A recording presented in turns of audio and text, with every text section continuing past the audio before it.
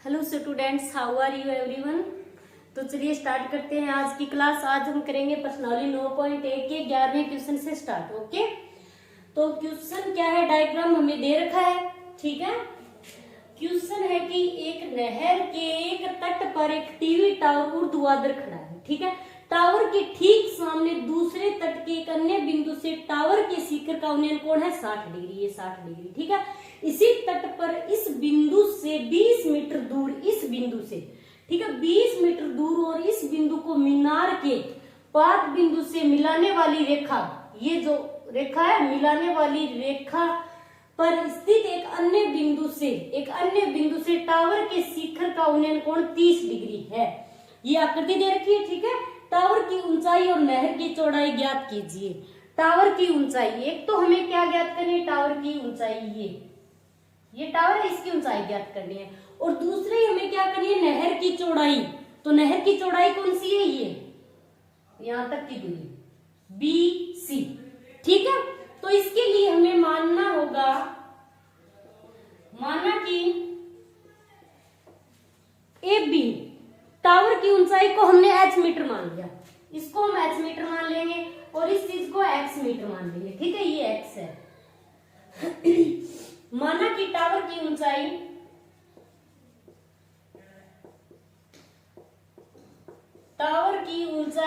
AB बराबर H metre है। इसको हमने H मीटर मान लिया।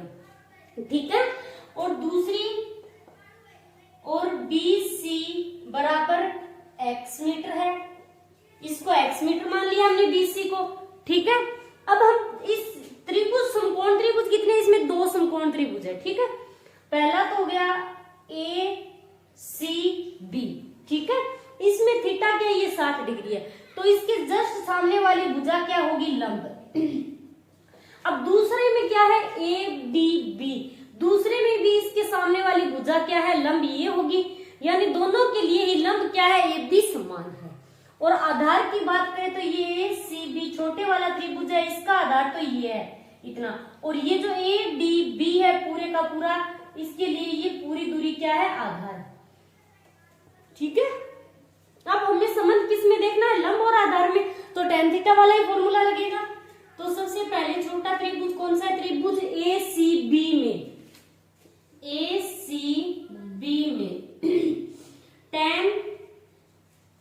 tan C कोण दे रखा है 60 डिग्री, tan C बराबर लंब बटे आधार।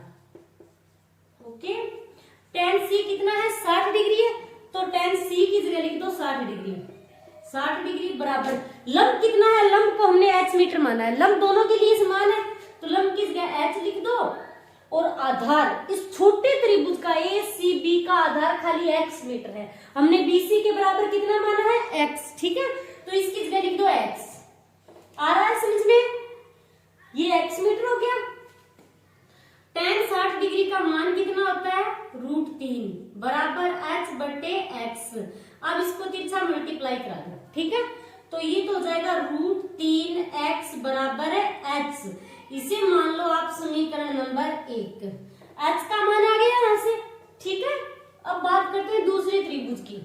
दूसरा जो बड़े वाला त्रिभुज है ADB। अब एक बार के लिए इसको भुला दो। ठीक है, इस बड़े वाले त्रिभुज की बात कर रहे हैं हम, ये जो त्रिभुज है। अब इस त्रिभुज के लिए लंब तो क्या है, इसने कौन कौन सा देखा है, 30 डिग्री, तो लंब तो ये होगा, यही होगा इसके सामने वाली भुजा, और आधार ये पूरे का पूरा आधार होगा अब इस त्रिभुज के लिए। ठीक है, तो tan D होगा, यहाँ पर 30 डिग्री वाला है, तो लिख दो tan, पहले लिखो कि त्रिभुज ADB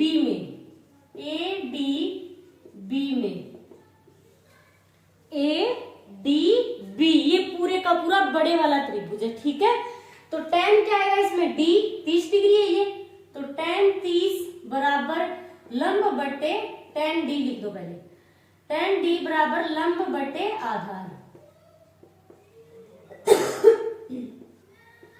तो tan D कितना है, 30 डिग्री, तो अब लिख दो 30 डिग्री बराबर, अब लंब क्या है, इसके लिए भी लंब H मीटर ही होगा, दोनों के लिए लंब समान है, तो H लिख दो। आधार क्या होगा अब इसके लिए, आधार होगा ये इतनी दूरी क्या है 20 है, इतनी 20 है, ये x है, तो 20 प्लस x होगी, ये पूरी की पूरी दूरी फिर क्या होगी x, इसमें जोड़ देंगे हम 20 में, इतनी तो 20 है और ये इतनी x है, तो 20 प्लस x, तो इसके लिए लिख दो 20 प्लस x। अब tan 30 डिग्री का मान क्या होता है, tan 30 डिग्री का मान होता है 1/√3, ठीक है, h बटे 20 प्लस x। अब इसको तिरछा मल्टीप्लाई करा दो, ठीक है, तो ये तो हो गया √3h बराबर 20 प्लस x, ये आ गया। अब हम क्या करेंगे, h की जगह ये मान लिख सकते हैं समीकरण 1 वाला h का मान, तो लिख दो कि समीकरण 1 से h का मान रखने पर, समीकरण 1 से h का मान रखने पर, ठीक है, अब h का मान रखेंगे तो √3, h की जगह अब क्या आएगा, रूट ये मान आएगा, रूट इंटू में लिख दो √3, h की जगह √3x बराबर 20 प्लस x, ओके। अब √3 और √3 को गुणा कराएंगे तो क्या आएगा, खाली 3 आएगा, तो 3x बराबर 20 प्लस x, x को एक तरफ ले लो, तो 3x, ये x इधर आएगा तो माइनस का x हो जाएगा बराबर 20। अब 3x में से x घटाएंगे तो क्या आएगा 2x, 2x बराबर 20, तो x बराबर कितना आ गया 20/2, यानी x बराबर आ गया 10 मीटर, ये x का मान निकाल लिया हमने, ठीक है, ये चीज कितनी आ गई 10 मीटर, यहां तक की दूरी आ गई 10 मीटर। BC निकाल लिया, x 10 मीटर, हमें एक तो यही चीज निकालनी थी, ठीक है। अब x का मान हम रखेंगे समीकरण 1 में और वहां से h का मान निकालेंगे, ठीक है, तो रखते हैं x का मान समीकरण 1 में रखने पर, x का मान क्या है 10x की जगह, तो समीकरण 1 क्या है √3x बराबर h, ठीक है। अब x की जगह हम क्या लिखेंगे 10, तो √3 इंटू 10 बराबर h, अब 10 को √3 से गुणा कराएंगे तो 10 √3 बराबर h, ठीक है, इसके आगे मीटर लगा देना। अब h का मान क्या आ गया यहाँ से कि 10 √3 मीटर, ये जो h का मान है तो h बराबर है 10 √3 मीटर, ओके। यही चीज हमें ज्ञात करनी थी, ठीक है, एक तो ऊंचाई ज्ञात करनी थी, टावर की ऊंचाई ज्ञात कर दी हमने, दूसरी नहर की चौड़ाई, तो ये BC ज्ञात करना था, दोनों चीज निकाल दी हमने, ठीक है। अब करते हैं इसका 12वां क्वेश्चन। 12वां क्वेश्चन क्या है कि 7 मीटर ऊंचे भवन के शिखर से एक केबल टावर के शिखर का उन्नयन कोण 60 डिग्री है, यानी 7 मीटर ऊंचे भवन के, ठीक है, 7 मीटर ऊंचे भवन के शिखर से एक केबल टावर के शिखर का उन्नयन कोण 60 डिग्री है। तो सबसे पहले हमने ये बना लिया एक केबल टावर, ठीक है, ये 7 मीटर ऊंचा कोई भवन है, ठीक है, 7 मीटर ऊंचे भवन के शिखर से एक केबल टावर के शिखर का उन्नयन कोण क्या दे रखा है, इसको आप ऐसे बना दो, ठीक है, का उन्नयन कोण दे रखा है 60 डिग्री, ये चीज क्या है 60 डिग्री है, ठीक है, और इसके पाद का अवनमन कोण 45 डिग्री है, इसके पाद का अवनमन कोण जो है वो क्या है 45 डिग्री है, ये क्या दे रखा है 45 डिग्री दे रखा है, ठीक है, इसके पाद का अवनमन कोण क्या है 45 डिग्री है, तो टावर की ऊंचाई ज्ञात कीजिए। अब हमें क्या करनी है, ये टावर की जो ऊंचाई है पूरी की पूरी ये हमें ज्ञात करनी है, ठीक है, और ये कितना दे रखा है 7 मीटर ऊंचे भवन की ये जो दूरी है ये दे रखी है 7 मीटर, इसको आप ए बी मान लो, इसको पी क्यू मान लो, इसको एम मान लो, ठीक है।